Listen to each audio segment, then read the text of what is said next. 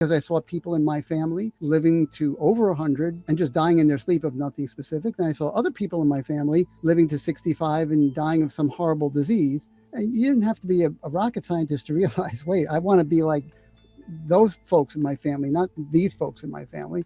So I started looking into what was the difference. And it turned out to be, long story short, I'm sure a lot of people know this, lifestyle choices.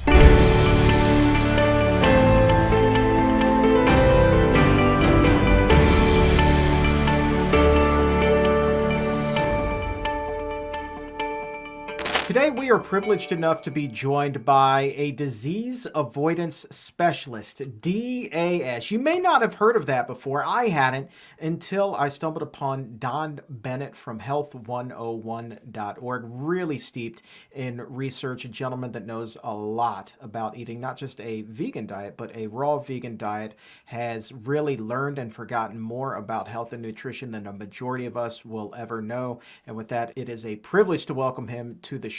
Don, great to see you, my friend. Good to see you, Chuck. Let's start with the question of what exactly is a disease avoidance specialist? A very long time ago, when I wanted to be as healthy, I decided I wanted to be as healthy as I could possibly be, because I saw people in my family living to over 100 and just dying in their sleep of nothing specific. Then I saw other people in my family living to 65 and dying of some horrible disease. And you didn't have to be a rocket scientist to realize, wait, I want to be like those folks in my family, not these folks in my family. So I started looking into what was the difference. And it turned out to be, long story short, I'm sure a lot of people know this, lifestyle choices, because all the genetics were the same. These were people in my own family. It was just lifestyle choices. So I said, I want to learn how to avoid disease. And that's what I focused on, because I realized I wanted, I have a health potential. You have a health potential. Everyone watching this today has a health and longevity potential. I realized I got one. I want to live to my maximal health and longevity potentials, whatever they are. It's different for everybody, but I wanted to get to mine. So what did I have to do to avoid? I didn't want it. In other words, I never wanted a diagnosis of something life-threatening. That was my goal. When people say, hey, what's your goal? If you're 17 years old, people ask you, what's your goal in life? I said, I want to die of old age. That was my goal. And people like, okay, yeah, this one over here, right? So I just started doing it and sharing what I learned with other people, and it helped them, because let's say they had some kind of serious illnesses, or their kids had some serious illnesses, ear issues or whatever. And I just said, well, try taking the dairy products out of their diet and just see what happens. You won't kill them, to do without dairy for a month. And lo and behold, their ear problems go away. So I became known as Dr. Don, even though I wasn't a doctor and still am not a doctor. And then someone bestowed disease avoidance specialist on me, because that's what they said I basically do, is help people avoid disease. And I said, you can't think of a better calling. I can't anyway. No, man, I think that's pretty great. And honestly, if that wasn't your title, I'd be thinking about putting that on my business card as well. That's pretty strong, man. And it sounds like this is, as is the case with so many of us, very, very personal for you, right? You're doing this for yourself, for longevity, but then as you take this kind of personal journey yourself, you already mentioned it, right? You're driven to help others, whether it be with their ear or anything else. Where does that drive come from? Well, I've always cared about other people. Silly me, right?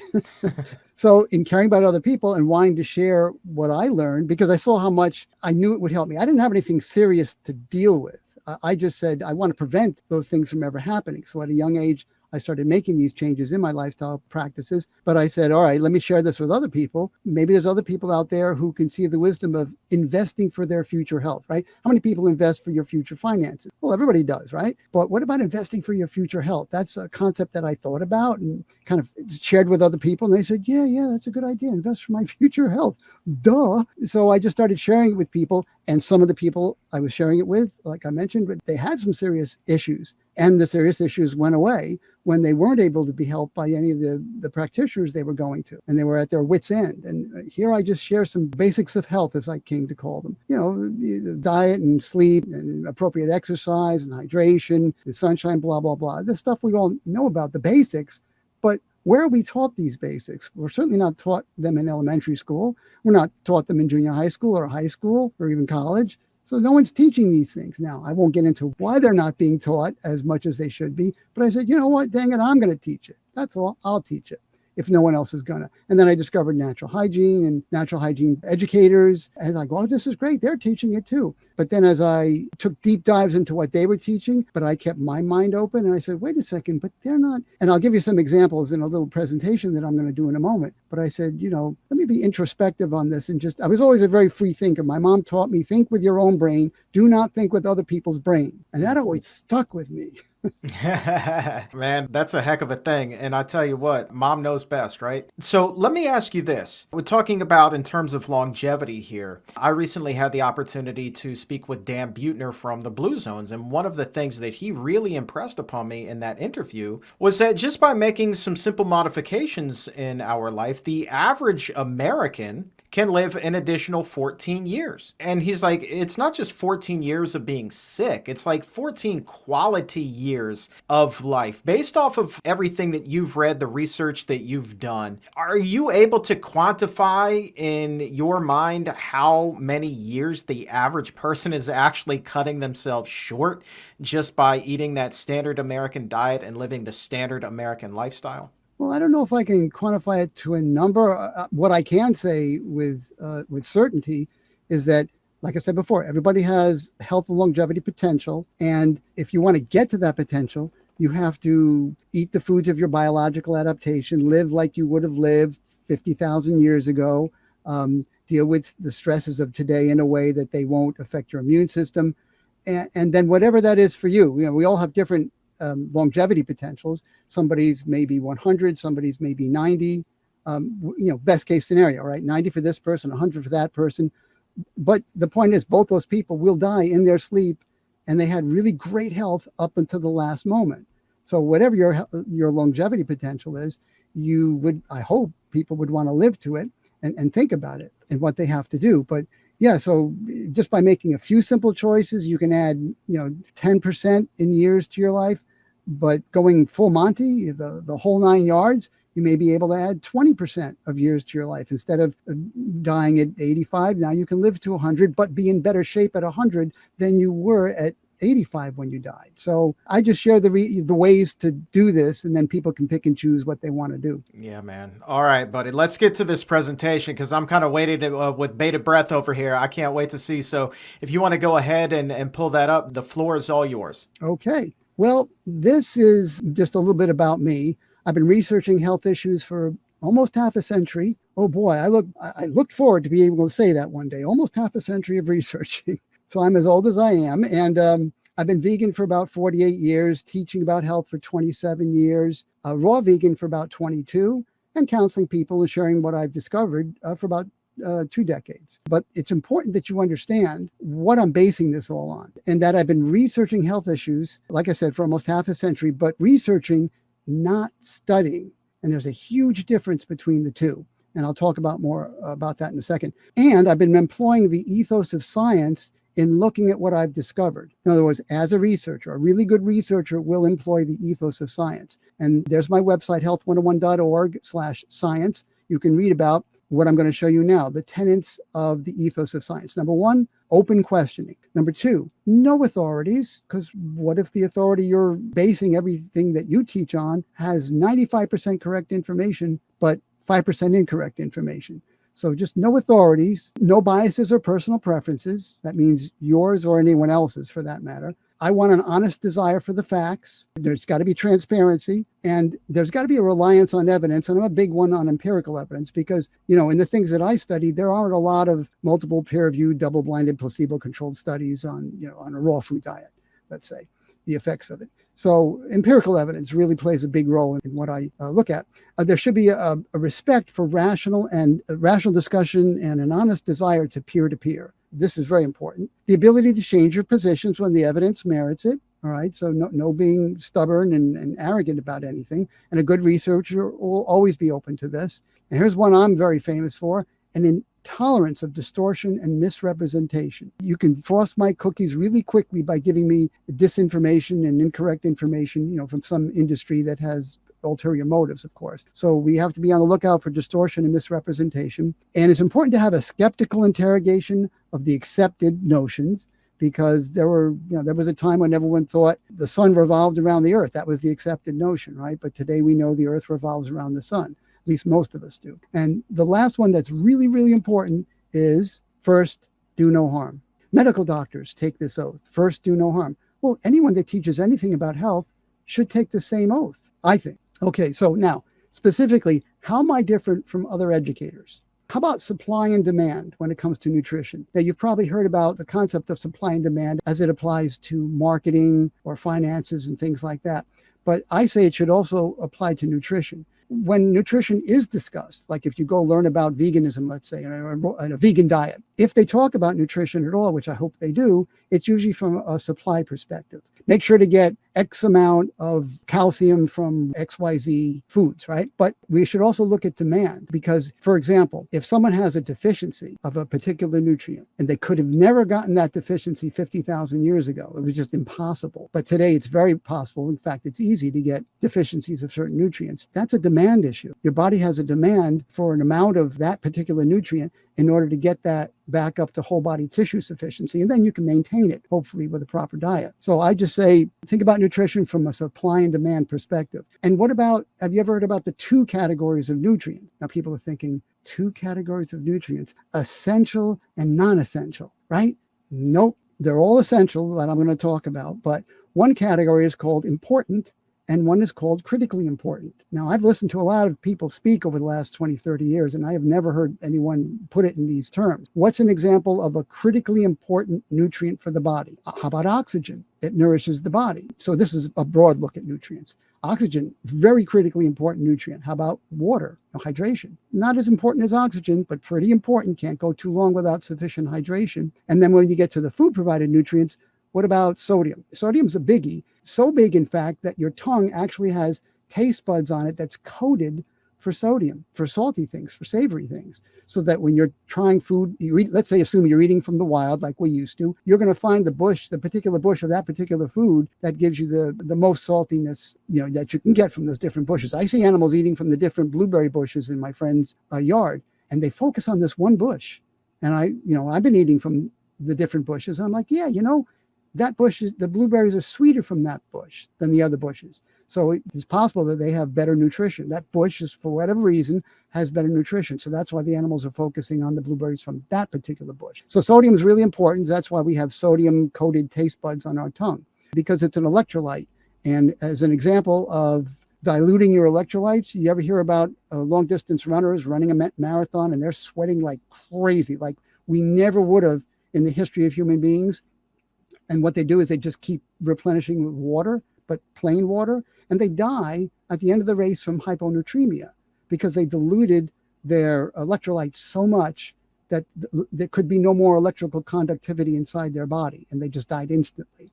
So that's why runners nowadays, if they're smart, they'll put electrolytes in the water that they drink, the copious amounts of water, the unnatural amount of water that they're consuming to compensate for the unnatural amount of sweating that they're doing from doing something as unnatural as running a marathon. Okay, so those are the critically important nutrients. Now, what's an important nutrient? Well, two that I can think of are D and iodine. You can go a long time without any D and without any iodine, and you will not suffer the same consequences as you would going without water and oxygen for the similar amounts of time. Right? People go for years without any iodine at all in their diet. The body can't make it. It's got to come in that way. But what happens over that period of time when they're not getting any iodine, or they're definitely not getting enough vitamin D because they live up in northern Canada? Your health is doing this that whole time. It's just going downhill, down and down and down over the years, over the decades. And that's a contributing factor to a diagnosis of something that you don't want. So those are important nutrients. So the critically important ones are the ones you can't do without for very long. The important ones are the ones you can do without them for a long period of time and you don't die, but your health is going downhill, and it could be a cause of your death, a COD on your death certificate 20, 30 years down the road. How about diet and nutrition are two distinct categories? They weren't 50,000 years ago. Way back then, if you got enough to eat and you didn't get eaten, you were golden. But today, diet and nutrition they're not connected like this anymore. Okay, we could be eating foods that 50,000 years ago, they would have provided enough of all the nutrition that we need. But today they don't because of how they're grown. And I'll talk more about that in a second. Now, Here's another thing I talk about, and people just go, what? How is it possible to get less nutrients on a healthy plant-based diet than when you're eating the typical Western diet? Right? How can that possibly be? Well, think about it. The foods of the typical Western diet, a lot of them are processed, and a lot of them are fortified with certain nutrients that if they didn't do that fortification, our society would be in a lot of trouble. So they put B12, they put D, they put certain B vitamins into the processed foods after they're finished heat processing them, and then you eat them. So when you go then to a healthy vegan diet or a raw vegan diet where you don't have any foods that are fortified with anything, well, now, unless you're taught to monitor your B12 status, to make sure you're getting enough vitamin D, especially if you are not living in Florida and you're living points north of that, you could be in a lot of trouble. So I just wanted to point that out to people. How about sunshine makes more nutrients in the skin than just vitamin D? How many of you folks watching this right now, raise your hand if you knew that? I'm not seeing any hands go up. That's because I'm not seeing any people because we're recording this. But anyway, yeah, sunshine makes more than vitamin D. How did I discover this? I decided to wonder about it. I said, I wonder if sunshine makes anything besides vitamin D. And lo and behold, sure, there's another half dozen nutrients that do not come from food and do not come from supplements. This is going to be an aha moment for a lot of people. So what happens if you have some symptoms of something and you go in to get checked and the practitioner checks your D level and sees that you're really low? I mean, bordering on dangerously low. What do they tell you? You got to get some D into you, right? And they write out a prescription or just tell you to go to a health food store and get some vitamin D. But what about the other nutrients? If you're low in D, it is guaranteed that you're low in those other nutrients that sunshine makes in your skin, right? So if you take a D supplement, all it's going to do is raise your D level, which is all they test for in the first place. But it's going to leave those other nutrients behind. And those other nutrients are just as important to the immune system as D. In fact, one of them they're finding out now is even more important to the immune system than D. So nowadays, if anyone says, all right, take a D supplement and that'll bring your D up, ask them, well, what about the other nutrients? Are they in that vitamin D supplement also? And they're like, oh, well, what the heck are you talking about? So this is why I would never recommend a D supplement. I would recommend phototherapy device. If you have low D, you also have low of everything else. So bring that D level up with the rest of them with a phototherapy device. It's about this wide. It's about that tall. It plugs in the wall, and it's just a light box that mimics the UVB rays that the sun puts out. Those are the rays that actually make the nutrients in the skin. So raise your D level with a phototherapy device and not a D supplement. You know, you might think, well, nobody in the world is teaching this. Yeah, there's some medical doctors in other countries that know about this, and they teach this. They'll prescribe a phototherapy device, and if there's, nationwide insurance, the phototherapy device is covered, but not in the United States and not in some other countries. There's just such a big difference between how doctors practice here and how doctors practice in other countries. But it's just important to know this. And what about the different raw vegan diets? Some of you out there may have heard, well, you've heard of vegan diets, but there's also raw vegan diet where there's nothing cooked in the diet because of what cooking does to food. So there's a lot of people out there who just don't cook their food anymore. They just eat foods that they can eat without having to cook them. And they'll say, I'm eating the raw food, the raw vegan diet or the raw food diet. But there's no such thing as the raw vegan diet because there's 7 different ones. So the raw vegan diet infers there's only one. But since there's 7, it would be more accurate to say I'm eating a raw vegan diet. So if someone says I'm eating the raw vegan diet, say, oh yeah, which one? And they'll say, what do you mean which one? Oh, there's 7 different ones. And I have an article on my website that describes the 7 different ones. And obviously, some of them are healthier than others. So there's a least healthiest and a most healthiest. I wanted to do the one that's the most healthiest, obviously. How about this one? Have you heard this from anybody else? Eating fruit doesn't automatically mean that the fruits that you're eating will provide enough of all. Now, a lot of people that have listened to me over the years hear me all the time say enough of all, enough of all, enough of all. What are we talking about? We're talking about nutrients, food provided nutrients. So how do you define enough of all?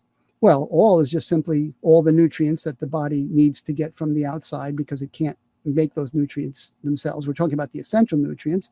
That's what all means. But how do you define enough? Chuck, think about this. You only got 3 scenarios dealing with the amount of nutrients coming into your body from your diet, right? There's getting more than you need, there's getting less than you need, and the middle one would be getting exactly the right amount of calcium and chromium and vitamin A and magnesium that you need in a week's period of time during that week, not more and not less. It's impossible to eat that way. It is just physiologically impossible to eat that way, to get enough of all the different nutrients and not any more of them or less of them. Okay, so let's take that one out. So what do you really got left, realistically speaking?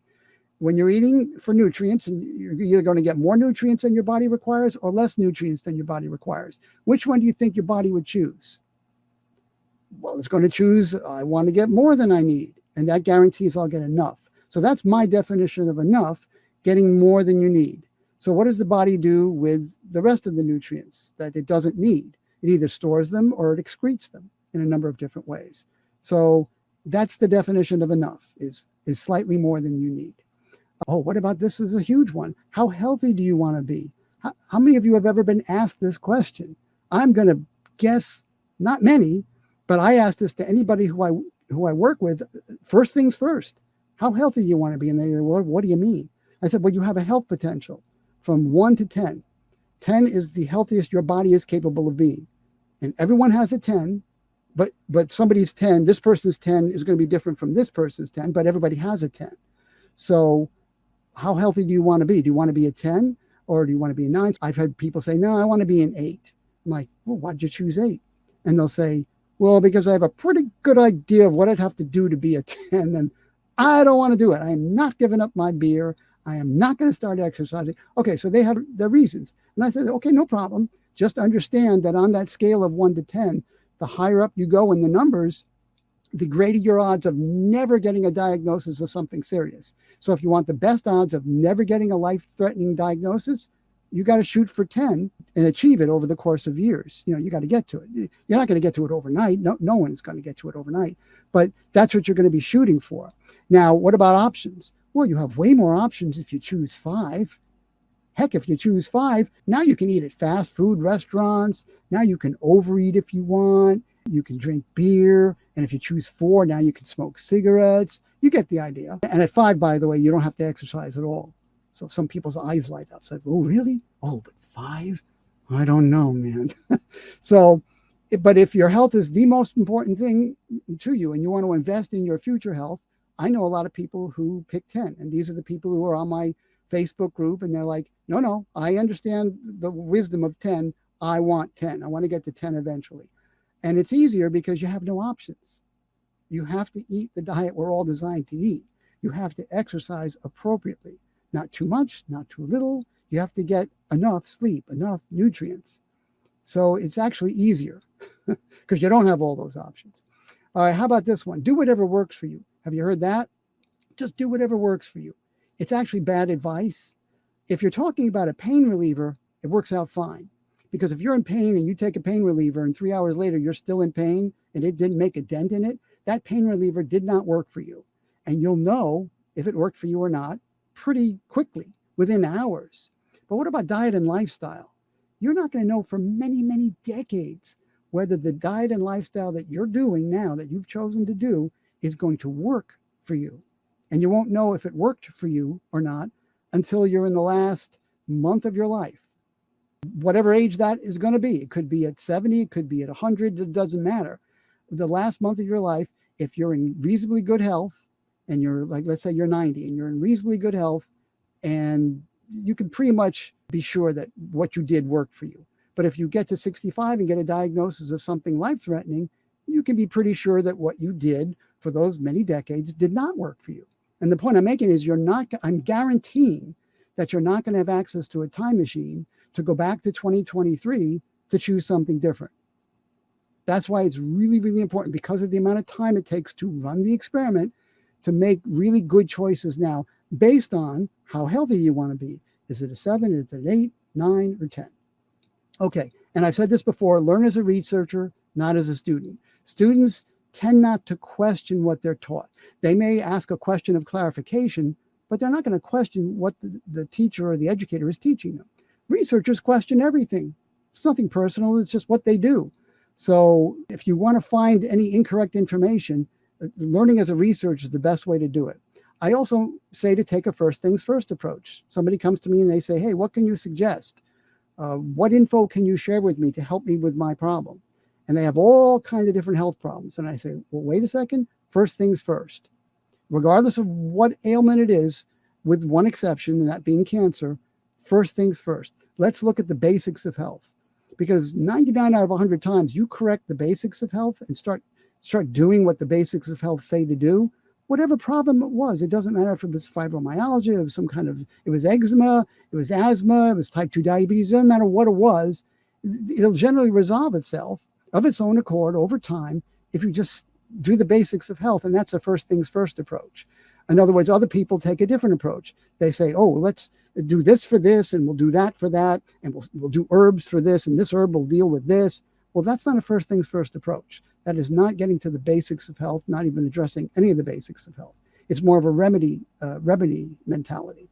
So that's my approach, is taking a first things first approach. Now, we're also not designed to eat everything in a market's produce section. And this kind of makes people's heads explode. There's like, what?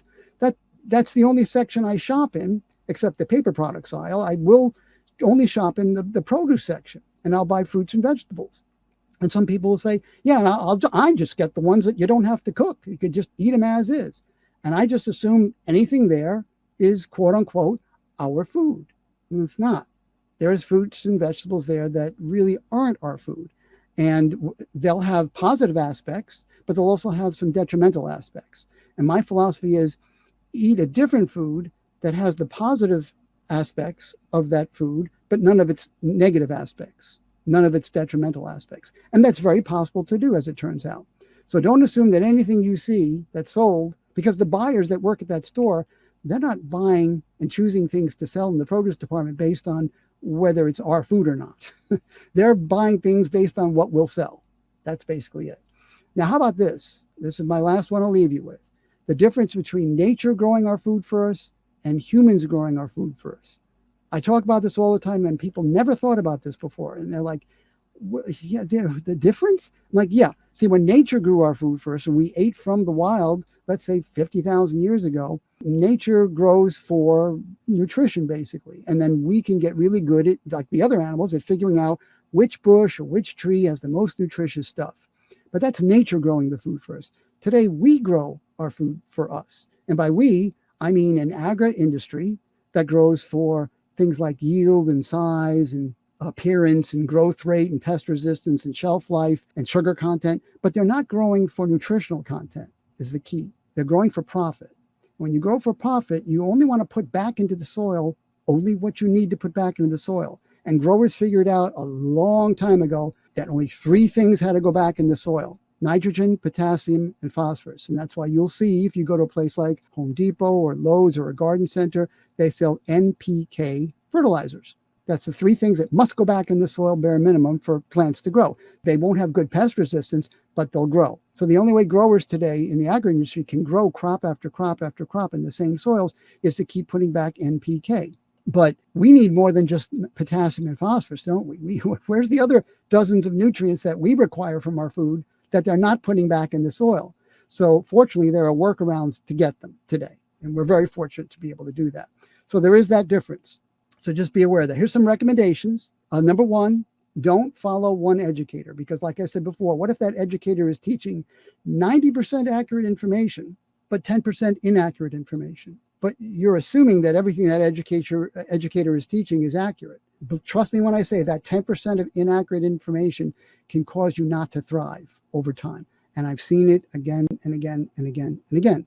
Raw vegans who followed a particular educator who improved their initial problem that they came to the raw vegan diet to deal with, great. But then over time, their health started to go down in a different way. Like they couldn't understand it. How is my health going downhill? And then they find someone like myself or one of my colleagues, and we'll say, well, you're just not paying attention to the basics of the health. You're not distinguishing between diet and nutrition because there's some nutrients you're not getting. And we can tell these things by just getting a basic health history from people. Here's one that's kind of counterintuitive. Find the conflicting information. And people tell me, I don't like conflicting information. I said, I know, but researchers love conflicting information because they're trying to find out what the truth is. So if they find conflicting information, they're like, yes, okay, likely one of these is true and one of these isn't.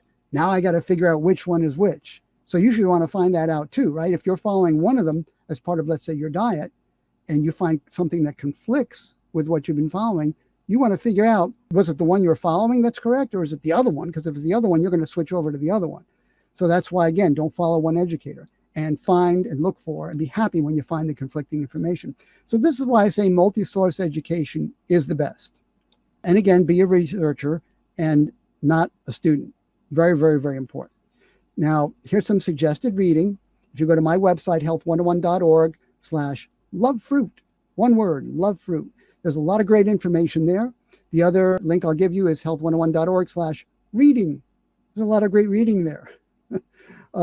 These are the 3 books I've written. And after I wrote the first book, I said, there's no reason for me to write other books. And then I discovered, oh yeah, there's reasons to write the other books, because I discovered there was a lot of misinformation in the raw vegan community, because I assumed there was only one raw vegan diet. And then I realized, no, there's not.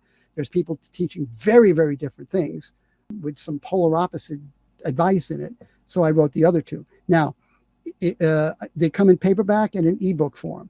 If you want them in the ebook form, you can have them for free, even though they're normally for sale. You can have them for free if you go to this website here, which is my website, Love Fruits, that same page. It'll explain to you how to get them for no charge.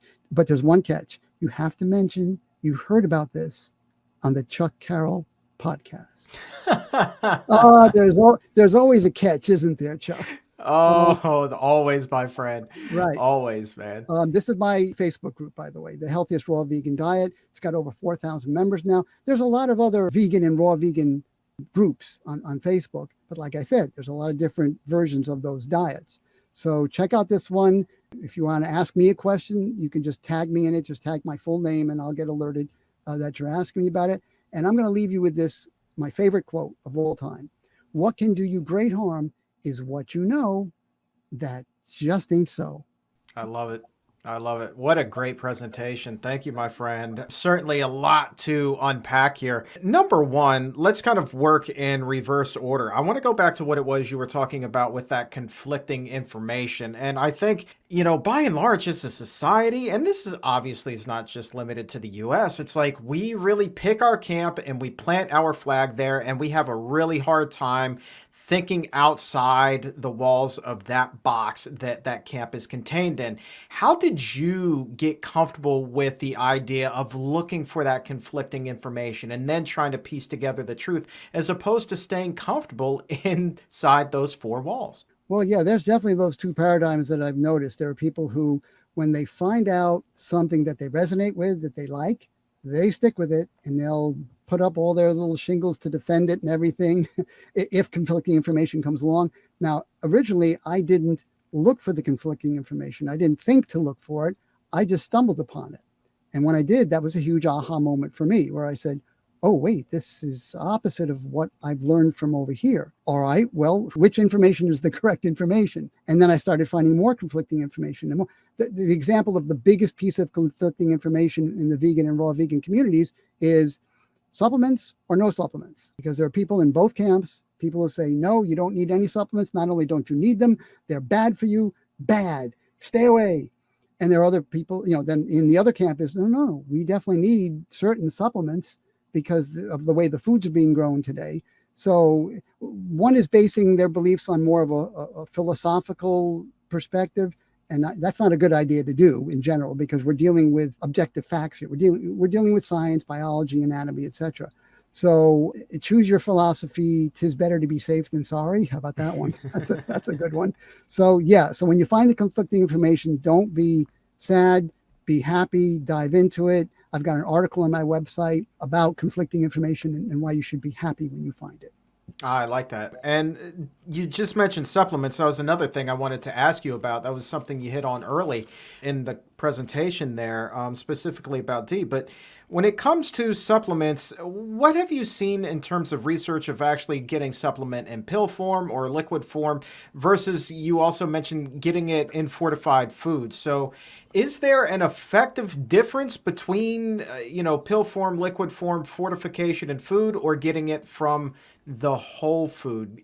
Is it possible to even rank the sources worst to first? Oh yeah, there's two basic categories. I've termed them pre-plant form of a nutrient and post-plant form of a nutrient. And again, I came up with those, and I never hear anyone else saying that, but that's a fact. It's objectively accurate. The pre-plant form of a nutrient is the nutrient as found in the soil. So if you were going to eat soil, you'd get the pre-plant form of the nutrient, but we're not designed to do that, of course. What happens when something is growing in the soil, it takes that pre-plant form of the nutrient, like the mineral, for example, and it combines it with the photons from the sun and the hydrogen and the oxygen from the water and nitrogen and other things, right? And then it makes the post-plant form of the nutrient. Now, so what's the difference beside the names? The pre-plant form, as far as our body is concerned, is only about 5% bioavailable. So what do they make the cheap supplements out of? The pre-plant form, the form that you'll get out of rocks and soil. But it's only 5% bioavailable. What's the bioavailability of that same nutrient after the plant gets through with it? 95%.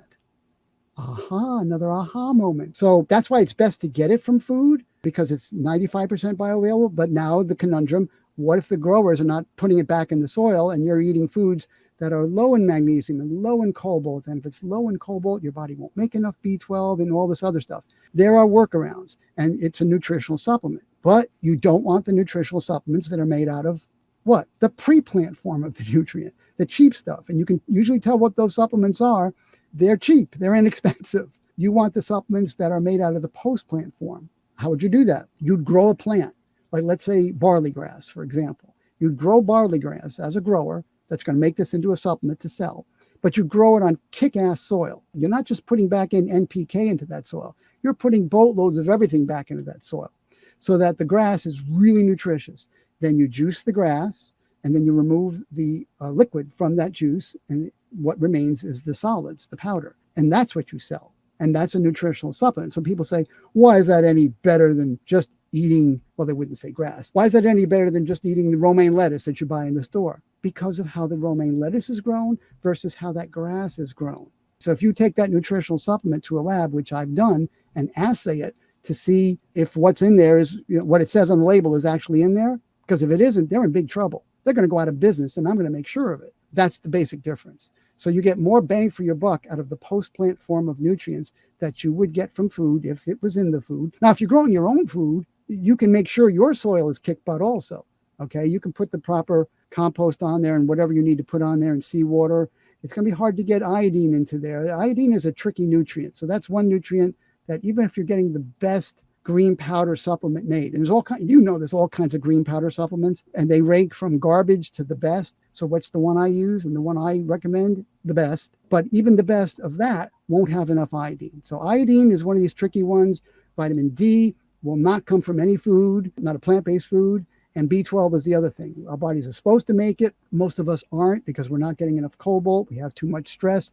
That's the demand side of the supply and demand issue. So there's certain problematic nutrients, 3 of them, D, B12, and iodine, that I always recommend people test for, no matter if you're eating the standard American diet. Well, actually, those people don't have to worry too much about it because it's fortified in their foods. But if you're vegan or raw vegan, not eating any fortified foods, yeah, you need to get your D, B12, and iodine checked for sure. All right. Now I want to turn to the produce section in the grocery store. I was glued when you were talking about this, and that not everything in there is necessarily meant for human consumption, which that's a mind-blowing type of statement the first time you hear that. So can you give us some examples of good foods versus foods that we may want to avoid in the produce section? Give us a little bit more clarity there. Yeah, but first I have to say, don't shoot the messenger. Okay, because I'm going to say some things which are making people going to say, what? He's just discredited himself by saying that. I don't believe anything he says now. Let's just stick with the fruits do with fruits, and then we can do the veggies if you want. In the fruit section, because that's really what we're supposed to be eating most of, is fruit, sweet fruit, mostly. A tomato is a fruit. Yep, it's got seeds in it. But a tomato is not a tropical fruit, and we're really biologically adapted for tropical fruits. So a tomato is a New World fruit. The problem with the tomato is it's a nightshade food, and nightshades are harmful to the body in 2 different ways. Some people are super sensitive to them. So if they were to eat a nightshade food like a raw tomato or a raw red bell pepper, which a lot of vegans and raw vegans do, but the ones who are super sensitive to nightshades will have an immediate visceral reaction to it. They can't eat them because of that reaction. But just because you don't have that reaction doesn't mean, okay, I eat tomatoes all the time. I don't have any bad reaction to them. For those folks, it's going to be over time. It's going to be contributing to degenerative disease, chronic degenerative disease, because of inflammation. That's what the nightshades do to your body over time. And the biggie is arthritis. Does anybody here, by a show of hands, want arthritis? I don't see any hands going up. No one wants it. So steer clear of tomatoes and red bell peppers because they are nightshades. So those are just two. Now there's another fruit, the avocado, right? It's got a seed in it. It's technically a fruit, but I would steer clear of that one too. It's not really, a tropical fruit. It's very fatty. Nothing inherently wrong with that. We do need some fat in our diet, but you've probably heard of this thing with the omega-6-3 ratio. We're designed to have about a 1-to-1 ratio of the 3s to 6s. If we get a 1-to-1 ratio of 3s to 6s, we're great on our omegas, the essential fatty acids, the omegas. But an avocado's got a 17-to-1 ratio in favor of the 6s, which are the pro-inflammatory omegas. Now, we do need some inflammatory omegas. And people say, what? No, I don't want any. I don't want any 6s. No, you got to have some 6s. Why? What if your body needs to make some inflammation to help with healing something? Well, if it doesn't have any 6s at all, it can't make inflammation and it wants to be able to do it. What if your body needs to make a fever and it can't make the fever? You might die because the fever is done by the body. It's not some alien on another planet pointing a fever ray at us.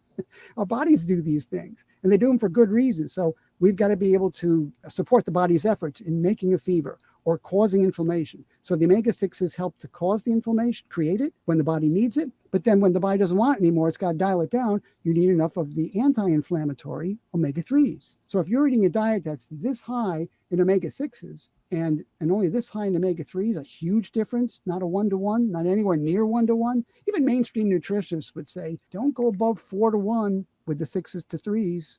Well, so an avocado is 17-to-1. So when I see people eating a meal of 1,000 avocados at a meal, I'm like, oh my God, that is horrible. So it seems to be an impossibility to just have a little avocado. I don't see anyone being able to do it. They either have to have a whole one or they can't have any. So you know what? Just try not having any. So I haven't had any avocado in decades. And you know what? I'm still sane. I'm still sane. I'm still alive. I made it out the other side, Chuck, with no avocados and no tomatoes. And the reason why I cut the tomatoes out is because I got arthritis. A couple of years ago, I said, well, this is arthritis. How am I getting arthritis? Wait a second. Calm down. What do I tell the people I deal with in counsel? What do I tell them when they come to me with arthritis? Let me go look in my records. Hey, don't do this. I'm not doing that. Don't do this. I'm not doing that. Oh, nightshade foods. Oh, tomatoes. I was eating tomatoes. Not daily, but I was eating them. I knew somebody who was growing his own tomatoes. He was a surgeon. He loved cherry tomatoes, but he can't buy them from the store. They taste like cardboard. So he grew his own. And I got to get some from him. Well, no, I got the tomatoes out of my diet. It took about 8 months and the arthritis went away. So there are a few things that you want to keep out of your diet if, again, you want to be a 10. Now, if you want to be an 8, you can have avocado. You can make the salsa, guacamole. You can have the tomatoes and the red bell peppers. Just understand what you're doing and don't complain when 20, 30, 40 years from now you get arthritis because you'll remember why, unless it affected your memory. Yeah. And you know what, to be honest with you, that's kind of like you're talking about how healthy do you want to be on that scale of 1 to 10. And I think back to, an avocado certainly healthier than the majority of stuff that was on my 10,000 calorie a day fast food diet, right? So, you look at something like that, it's like healthier than what? And I think back to how my mind would operate and some of what it is that we're talking about here today. And I'm like, man, some of that stuff is really complicated. Like, why would I even want to bother? Because there's no way I'm ever going to reach that level of 10. So when you're counseling somebody and they're coming to you and they're looking for advice and they've got that kind of mentality, like, daggone it, Don, like everything you're saying is so complicated. I just don't even want to try. I don't even want to start. I don't even want to give it a number on 1 to 10. I'm waving the white flag already. What would your message be to that person? Well, I would start out by asking questions. A, why did you come to me in the first place? And what is it that you want to know? If you want to know how to get rid of this thing that's ailing you, wouldn't you also want to know how to prevent it from coming back, or something else from coming back? I mean, just fixing this one little thing when something else comes. So it's good to learn about the basics of health. And then you decide, you can cherry pick if you want what basics of health, but at least you'll know what is available to you to give you a 10 if 10 is what you want. Now, if you're not willing to give up tomatoes, and I've met people who would say, I'd rather die than stop eating tomatoes. I'm like, okay, man, you don't want to be a 10 for sure. No way. No, pick something lower and have your tomatoes.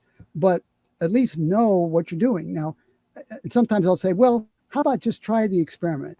Just have no tomatoes for a month. See if you can do it. I mean, if you go a whole month without tomatoes and you're ready to be put in an insane asylum, then go back to eating tomatoes. But if you can do it and not miss them and not have regrets, then you're golden, because now you're not getting any inflammatory foods, no nightshades in your diet. That would be great.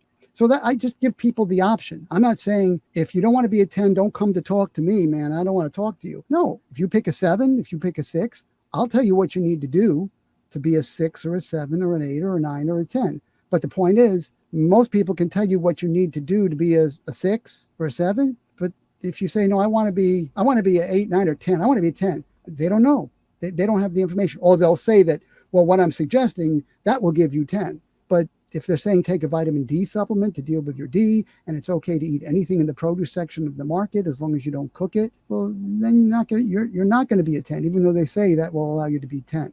Right on. That's a great answer, man. Just a couple of more things and I'll cut you loose here. Number one, there's a phrase that I like to use called variety is the spice of health. How many different fruits and vegetables are you eating on a weekly basis? There are some experts that say that you need at least 30. Others will say more. Others will even say as few as 20. What's on your plate during the course of the week?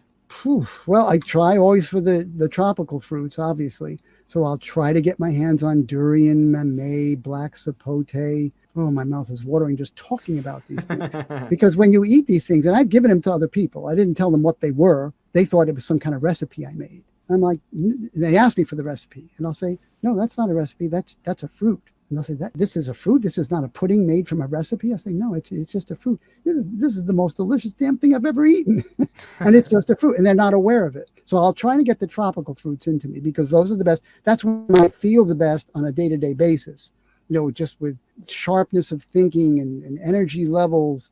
If I can't get my hands on the tropical fruits, well, now I have to eat the temperate zone fruits, the apples, the pears, the cherries, the oranges, the berries. Now, where am I getting them from? I'm getting them from agri-industry growers. So now I got to make sure to get that green powder into my diet along with iodine. I take an iodine supplement regardless of what I eat. But I don't eat a huge, variety is important. I get people telling me, hey, I'm eating a raw vegan diet now. I said, oh, what are you eating? Oranges, romaine lettuce. I'm like, anything else? No, no, that's not enough. That's not enough variety, especially considering that how they're grown. Okay. So we really don't need to eat a specific number of things. What is it that the body basically needs? It needs nutrition. Food is just a transport mechanism for the nutrients, basically, when you come right down to it.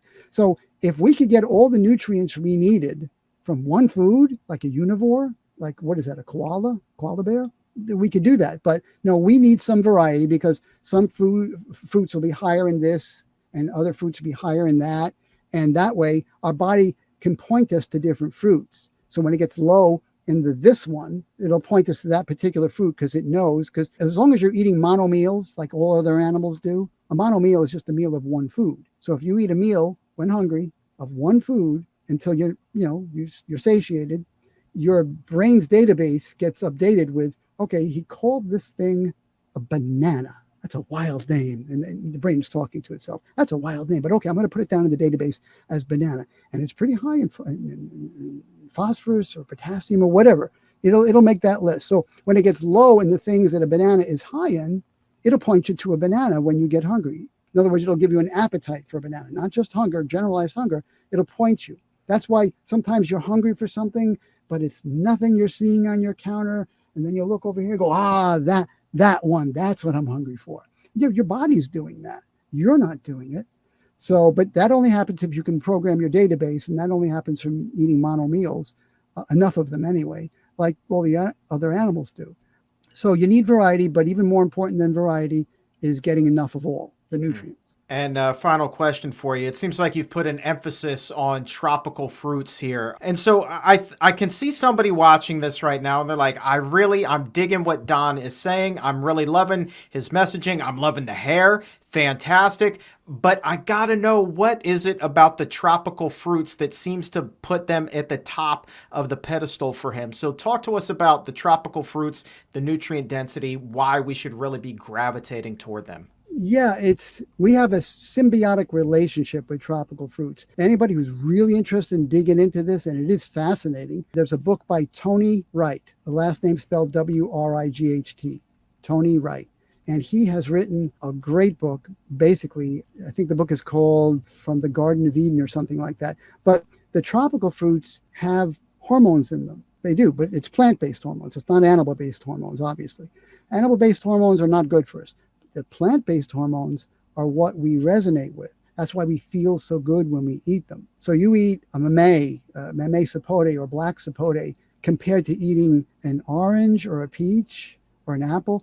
Great apple, great peach, but even the greatest peach and the greatest apple cannot hold a candle to the creamy tropical fruits, because they have sweetness and some fat. And that's the bomb right there. But a lot of people can't get their hands on it. If you look around for an Asian community where there's Asian markets in your area, they might have, they'll have durian, which is a tropical fruit, which is just like to die for. It's the king of fruits. That's its official name, the king of fruits. But they might have mamey. They might have mamey sapote. Some people get them shipped from Miami to wherever they live in the United States. They get them. Obviously, if you live in Malaysia or Thailand or Vietnam, places like that, they're easy to get. Where you'll see apple stands in Washington, in the United States, you'll see durian stands in Thailand. Tons of all the different varieties, and most people only get to eat one variety normally. They're just so much better for you because of the hormones they have. We just have we evolved with them. We didn't evolve with apples. We didn't evolve with berries and things like that. We can eat them, and they're okay, and I like them. But man, if I had to choose between the best peach and the best plums and the best cherries and berries versus tropical fruits, it's tropical fruits, hands down. All right, man. I'm going to go out there and get me some durian. That's what I'm going to do right about now.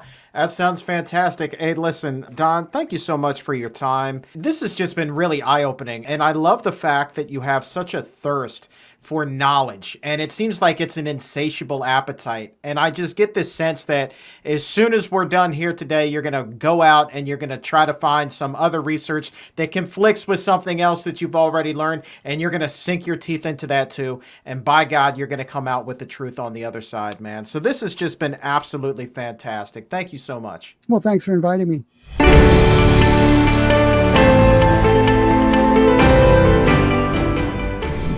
Thanks for watching. If you got value out of this video, please like it, subscribe, and hit the notification button to see our next show.